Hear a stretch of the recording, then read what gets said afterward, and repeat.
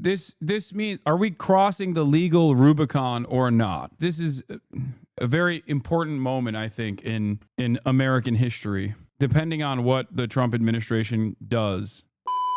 Supreme Court says Trump administration must facilitate return of Maryland man mistakenly deported to El-Savador. And no, this is not the Supreme Court going woke, chat.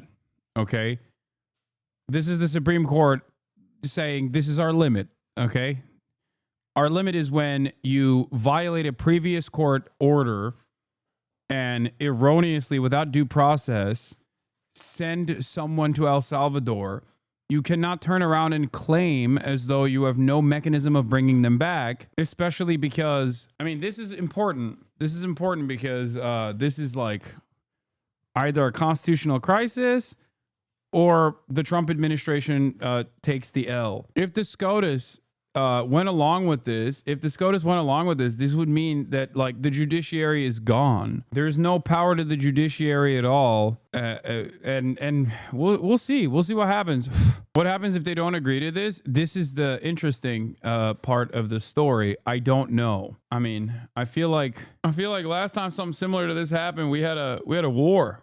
It does show that Clarence has a limit, which I find fascinating. Cherokee National Supreme Court ruling. Basically, I don't know.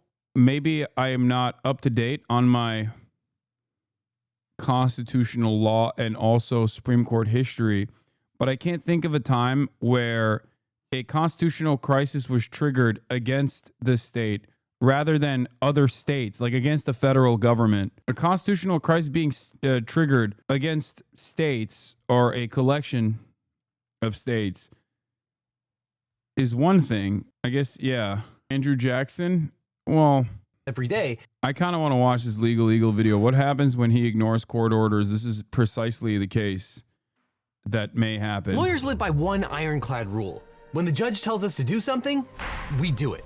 That doesn't mean we always like it, and it doesn't mean we won't try to find other arguments to achieve the same ends. We're kind of like teenagers in that way. But at the end of the day, we roll our eyes privately and comply with what the judge tells us to do. And when we disagree with the ruling, the right thing to do is obey the judge's order and appeal until the last court tells us no. And because thousands of lawyers follow this basic rule every day, the rule of law survives. But right now, the rule of law is in peril because President Trump has decided he doesn't have to follow the court's orders he doesn't like. Sort of. It's complicated. He's refusing to comply, but saying that they are complying. On Air Force One last night, he was asked, did his administration violate the judge's order? I don't know. You have to speak to the lawyers about that. But it seems we may have the clearest case of the executive defying a direct court order in American history. And it looks like things are only going to get worse. Now, as we've already explained, the ACLU got wind of a Trump plot to massively expand and fast-track deportations without fair legal process. The Alien Enemies Act of 1789 is a controversial law that purports to allow the government to deport foreign nationals during wartime. But Trump has invoked this act to justify deportations during peacetime. And Trump asserts that the act allows him to deport certain immigrants on the grounds that they are members of a Venezuelan gang. Of course, so far all this has happened without any due process whatsoever, meaning that we don't know that any of these people are actually members of a Venezuelan gang. And as long as the president says that they are a member, they can be deported, actually renditioned to a foreign country that they're not even from. And that means that it's possible that even American citizens could get swept up in this whole process. Which is why we spent an entire video going over how terrible all of this is. But the ACLU filed an emergency lawsuit asking a federal judge to stop the renditions. On March 15th, U.S. District Judge James Boasberg issued a 14-day temporary restraining order halting the deportation of over 200 Venezuelan immigrants. The judge even told the government that if the planes were in the air, they needed to turn around. And despite that order, the administration proceeded with the deportations. At a hearing, the DOJ lawyers asserted that Trump had the power to deport immigrants and that he could keep his reasons secret from the court. And the judiciary exists to interpret and enforce the law, ensuring that the executive and legislative branches operate within constitutional limits. But the Constitution contains a potentially fatal flaw. It doesn't give the courts a way to enforce their orders. That's why the system depends on all of us recognizing the court's authority. And when the executive branch defies a court order, it effectively declares that the judicial authority is meaningless. Yeah. It's just like when you turn around and say like, yeah, I'm not following the court orders, then like the entire system falls apart. Because it's entirely predicated on the persuasive power that the judiciary has. It's the only thing that they have, which is why I was very critical of the Supreme Court's previous decisions, not exercising its persuasive power because they were worried that Trump could simply ignore it, signaling that the judiciary has no power whatsoever. Does that make sense? Potentially eroding the rule of law. And it seems the Trump administration's actions have finally triggered the constitutional crisis we've been dreading all along. So today we're going to talk about what happens if the president ignores a direct court order. Schoolhouse Rock laid this all out for us. No one part can be more powerful than any other is. Each controls the other, you see, and that's what we call checks and balances. And that's a pretty nifty system when it works. But Trump is theoretically not the first president to face off with courts. Presidents like Andrew Jackson and Abraham Lincoln are often cited as examples of leaders who defied judicial authority. However, the myths surrounding their actions don't quite match with the reality. What Trump is doing right now is putting us in completely uncharted waters. For example, in Worcester versus Georgia, the Supreme Court ruled that the state of Georgia could not impose its laws on Cherokee land. And that case contributed to the horrible episode in American history known as the Trail of Tears, where thousands of Native Americans were forcibly relocated. President Jackson criticized the court's ruling, and he allegedly said that Chief Justice, quote, John Marshall has made his decision, now let him enforce it. But this quote is almost certainly apocryphal. Most articles about the presidency and the rule of law conclude that Jackson himself defied a court order, probably because of this probably incorrect quote. Jackson supported Georgia's defiance of the Supreme Court, and he did not send the marshals to enforce the Supreme Court's order. But it's a myth that he defied the court himself. Similarly, Lincoln is often thought to have defied the courts when he suspended habeas corpus during the Civil War. In the case of ex parte Maryman, Supreme Court Justice Roger Taney considered whether to grant a habeas petition by John Maryman. Taney was sitting as a circuit court judge at the time, so this wasn't a Supreme Court case. But the military accused Maryman of operating a secessionist terror cell. When he was arrested, he filed a petition for habeas corpus, and Taney ordered the general in charge of Fort McHenry to appear at the hearing and to bring Maryman to the hearing itself. The government suspected Maryman of blowing up train tracks to prevent Congress and federal officials from reaching Washington, D.C., which would have cut D.C. off from the rest of the Union and could have altered the outcome of the Civil War. Like, I'm thinking of Brown v. Board of Education, or even, even in that situation, it's like, it's states themselves refusing to abide by the precedent set by the Supreme Court. This is a direct action that the Supreme Court is making a demand over, and the only person that would enforce this action is the federal government. It completely undermines the checks and balances if the federal government refuses to follow. It's a fairly direct. It's a fairly direct destruction of any kind of power that the judiciary has. When a U.S. Marshal tried to enforce the order to bring Maryman to court for a hearing, the military refused him entry. Judge Taney ruled that the government should have brought Maryman to court, but he never directed President Lincoln or the general who had custody of Maryman to release him from confinement. Instead, he wrote an opinion that Maryman should be released. He asked the president to consider it, and then he served the opinion on President Lincoln. The entire case was over in 48 hours, and historians don't know if Lincoln was aware of the proceedings while they were happening. Maryman was eventually released on bail and wound up dragging out his treason trial until after the war ended. But the point is that Presidents Jackson and Lincoln did not directly ignore court orders in the way that the Trump administration seems to have been doing in these deportation cases. Now, yeah, this is why I said it's like a little bit different, where it's the federal government not enforcing states' capacity to do harm versus the federal government directly refusing to answer to the judiciary. I guess it's in practice it's the same outcome, kind of, but like it is new. Now, before we get into the court's options, it should be noted that it's not always easy to determine if the government has violated a court order.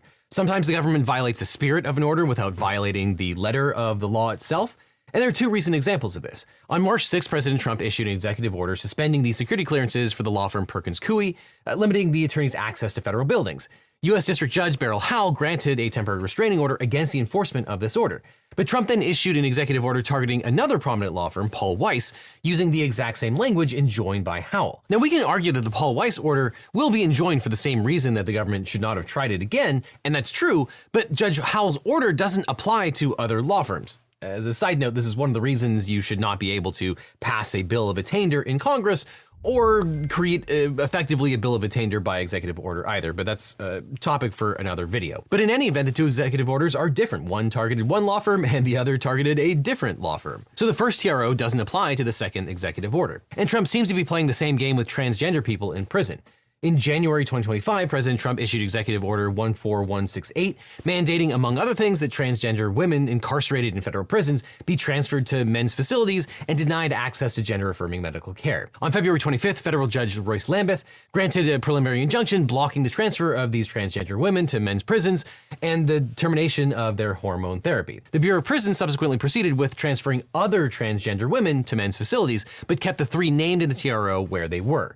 While headlines said that the Trump administration ignored a court order, this probably isn't true. The administration complied with the letter of the order by not transferring the three named women to a men's prison, but now they face additional lawsuits on the It's so fucking evil and gross. same dude. grounds Holy related shit. to all the other people that they transferred. Now, while the courts have the right to say what the law means, and that goes back all the way to Marbury versus Madison, the Constitution doesn't give courts a clear way to enforce orders against a rogue president who refuses to follow the spirit of the orders or just outright ignore them. Now, if you are illegally renditioned to a foreign country, you're probably going to want a good lawyer. But if you want a great lawyer, That's let my firm, the crazy. Eagle Team, help. If you've gotten in a car crash, suffered a data breach, especially if you got one of those data breach letters saying your information might have been leaked, or are dealing with a workers' That's comp a or social security crazy issue, ad, we can dude. represent you or help find you the right attorney. And by the way, we don't get paid unless you do, so there's nothing up front. So just click on the link in the description or call the phone number on screen for a free consultation with my team.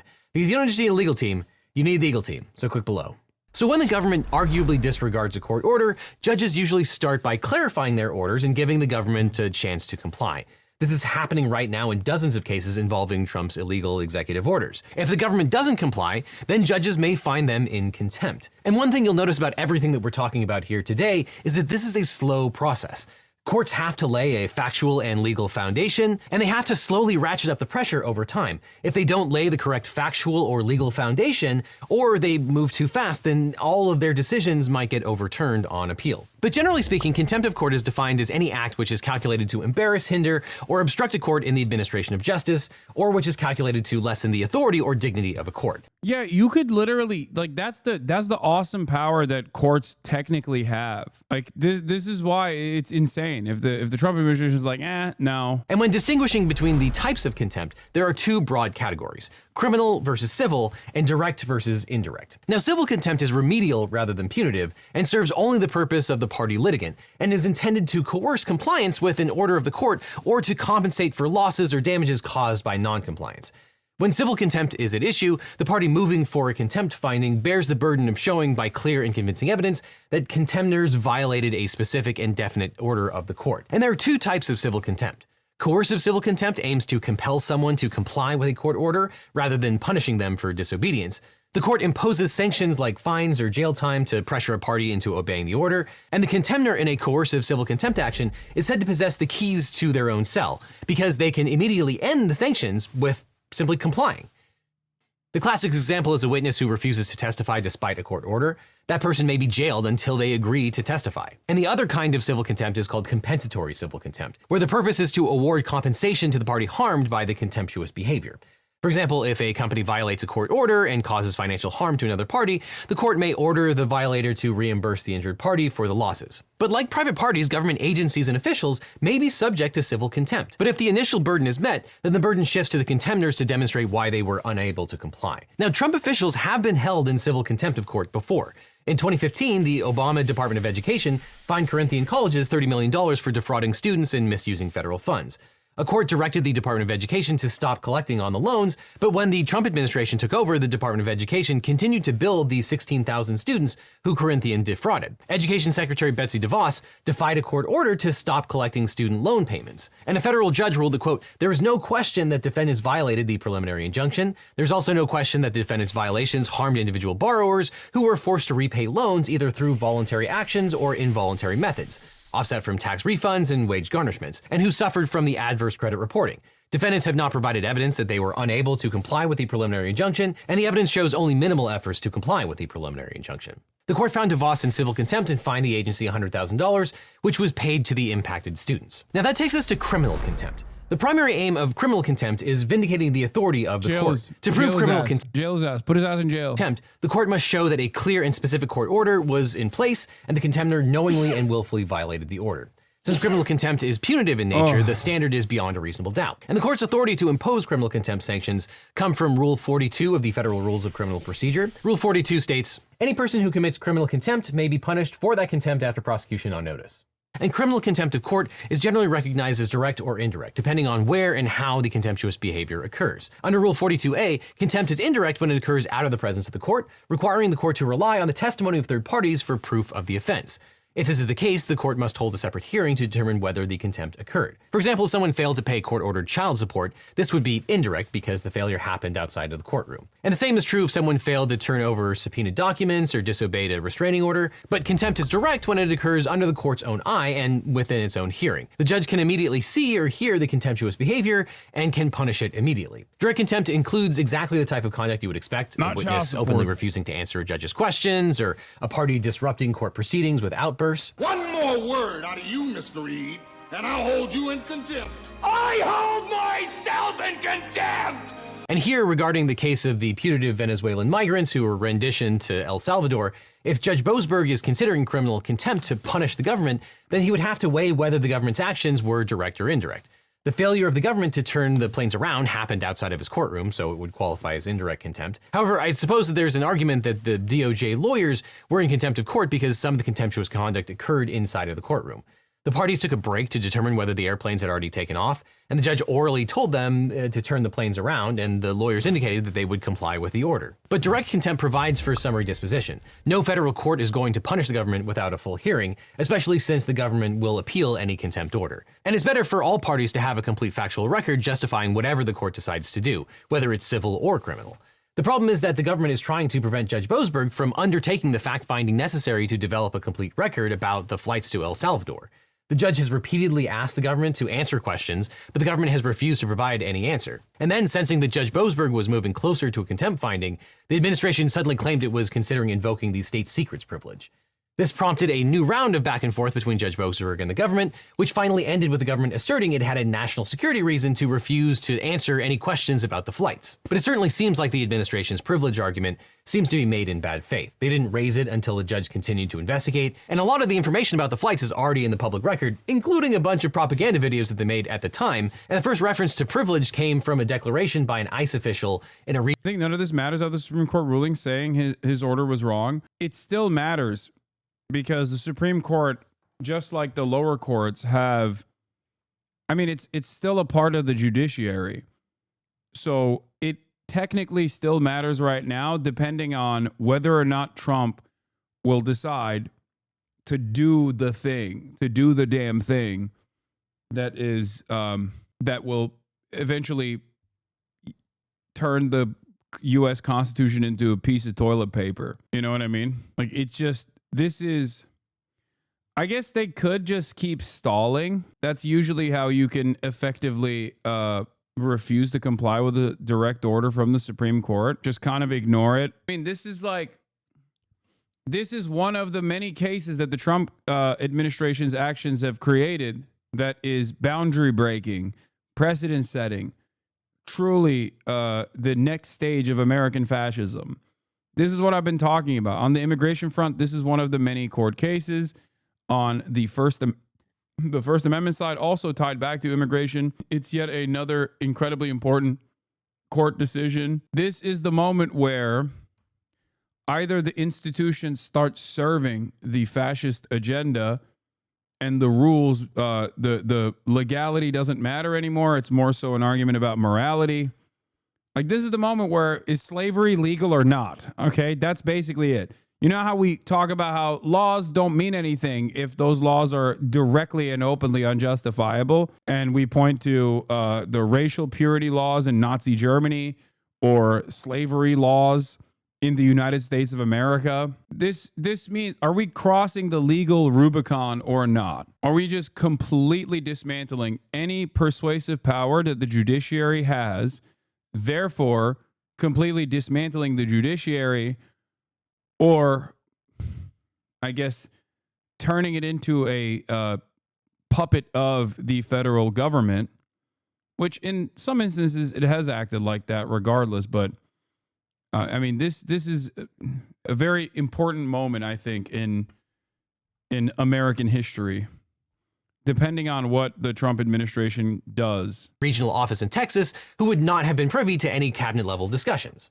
Now, Secretary Rubio, AG Pam Bondi, and DHS Secretary Kristi Noem say that the information about the flights must be kept secret for sensitive national security reasons. And they claim they can't even show it to the judge in camera, meaning privately in chambers, because Trump's policy goals must never see the light of day. Of course, irony of ironies, they made these arguments just days before Secretary of Defense Pete Hegseth and other high-level cabinet members leaked active war plans by including the editor-in-chief of The Atlantic in their Signal group chat. And then they claimed none of that information was classified or sensitive national defense information. Now, notwithstanding the onslaught of scandals coming out of the Trump administration, state and federal officials rarely screw up so badly that a judge finds them in criminal contempt. But when a public official flouts the courts and inflicts serious damage on other people, the courts often have no choice. For example, former Maricopa County Sheriff Joe Arpaio established a policy and practice of racial profiling Latino drivers. By the way, this video is outdated at this point because, I mean, there's still a lot in it that's important, especially at the beginning where he talked about like the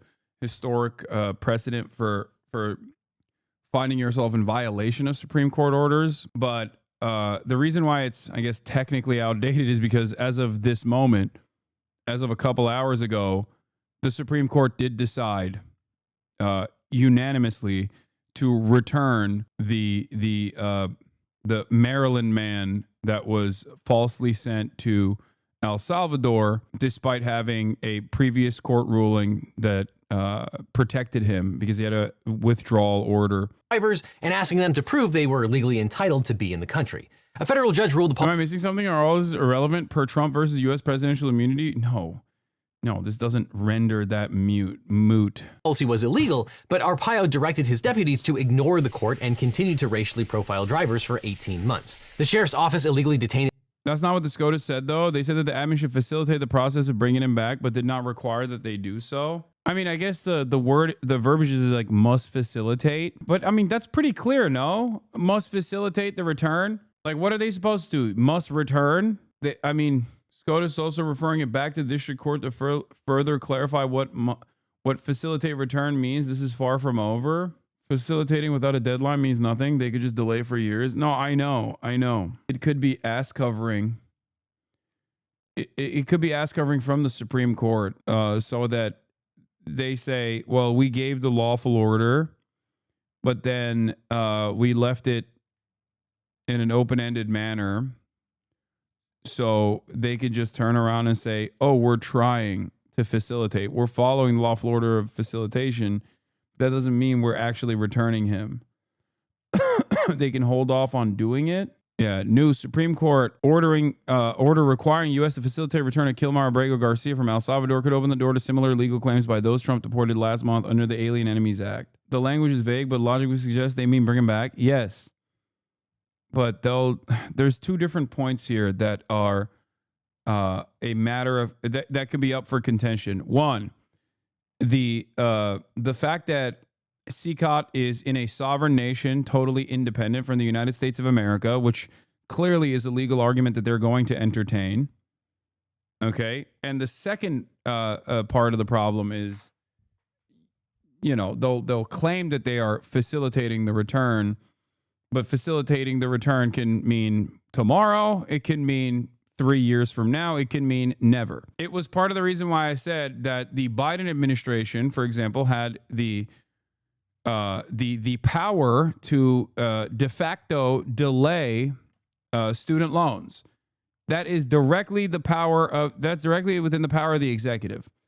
They can't outright, let's say the Supreme Court says you can't outright abolish student loan debt, but you could technically delay student loan debt permanently.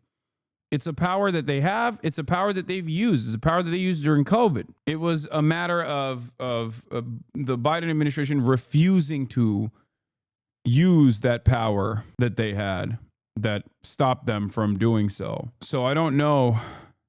Decision is unanimous, by the way, and it suggests someone held overseas can still be given due process. Yeah. Will require the Trump administration to facilitate the return of Kilmar Abrego Garcia. How much infighting in the Supreme Court prevents outright corruption? What? He cooked. CNN analysts are saying that El-Savador cooked. Just say no still, and the U.S. is still facilitating. Yeah, I saw the Mahmoud Khalil memo as well. It's right here, which is insane. This is also complementary to the thing that we're discussing. As you guys know, Mahmoud Khalil was also kidnapped and black bagged from Columbia University, where he resided, as a green card holder for seemingly no crime whatsoever, but simply an awesome power that previously, at least as far as I understand, not really been utilized by the Secretary of the State. The justification for why he was black bagged was that he was determined to be a threat to American national security. The real reason as to why they were doing that, or at least the evidence they suggested as to why he was a threat to national security, was, well, as follows. This is what they said. Information provided by the DHS, ICE, HSI regarding the participation and roles of Bleep and Mahmoud Khalil in an anti-Semitic protest and disruptive activities which fosters a hostile environment for Jewish students in the United States. My determination is also based on citations for unlawful activity during this protest. The public actions and continued presence of I don't know why this is censored, but and Khalil in the United States undermine U.S. policy to combat anti-Semitism around the world and in the United States. In addition to the efforts to protect Jewish students from harassment and violence of the United States, consistent with Executive Order 14150, America First Policy Directive to the Secretary of State, the foreign policy of the United States champions core American interests and the American citizens condoning anti-Semitic conduct and disruptive protests in the United States would severely undermine the significant foreign policy objective. No hard evidence whatsoever, but vague generalizations. Incredibly, incredibly dangerous. I don't think that the judge that required hard evidence will see this as like reason alone to justify the deportation. After the immigration judge in Mahmoud Khalil's case ordered the government to provide evidence to justify deporting him, this is what they filed. This is from Janine Yunus, Palestinian American civil liberties free speech attorney. I've been a lawyer for 14 years, she says, and a criminal defense lawyer for 9 of those years, and I've never seen anything like this. Totally nebulous, vague allegations about involvement in anti-Semitic protests and disruptive activities without any specific attributions of unlawful activity or even anti-Semitic speech to Khalil himself, which in any event is protected. The U.S. rightly does not have hate speech laws. That's the other side of this. Even if they were to ascribe anti-Semitic speech directly to Mahmoud Khalil, this would not actually be reason alone to deport him or to revoke his green card. Do you understand? You can't do that. That's why I keep repeating, and I stress this, the importance of this.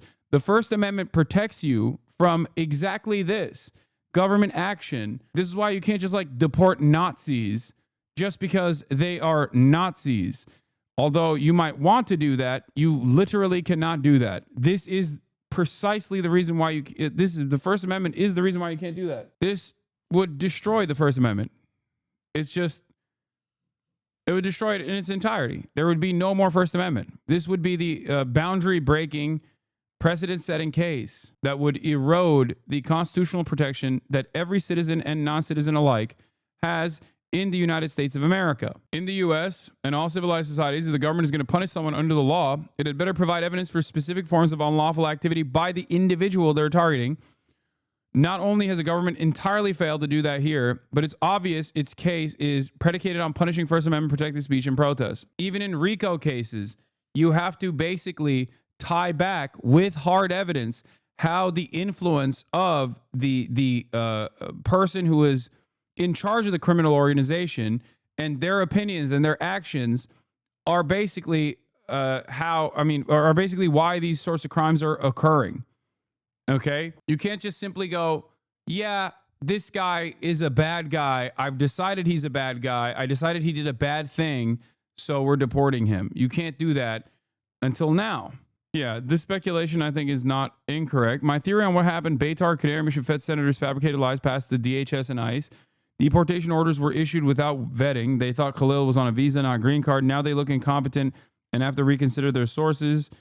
Janine speculates further, says, agreed. I agree with the speculation, by the way, because they literally initially said they initially stated that that Mohammed Khalil was on a student visa. That is too large of an error to make. It is shocking. And then they just continued along with it. Now they box themselves in and won't admit they made a mistake and maybe should have done a little work before accepting at face value the words of an explicitly genocidal terrorist group. Yeah. Can you please boost this message for Chad to see the Encampments movie this weekend? Maybe the last one in most places unless more people go.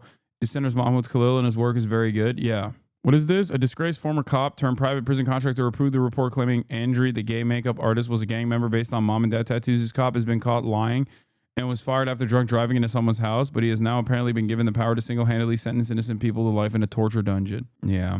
Is Beitar run by the guy trying to have sex with Brace Belden in the park? Yes. Beitar is run by that guy.